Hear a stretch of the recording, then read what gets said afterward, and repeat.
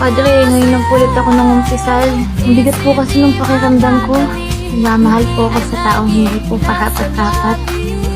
Kala niya, walang nagmamahal sa kanya. Kung alam lang po niya kung gaano siya kamahal-mahal. Kasi, hulog na po yung loob ko sa kanya.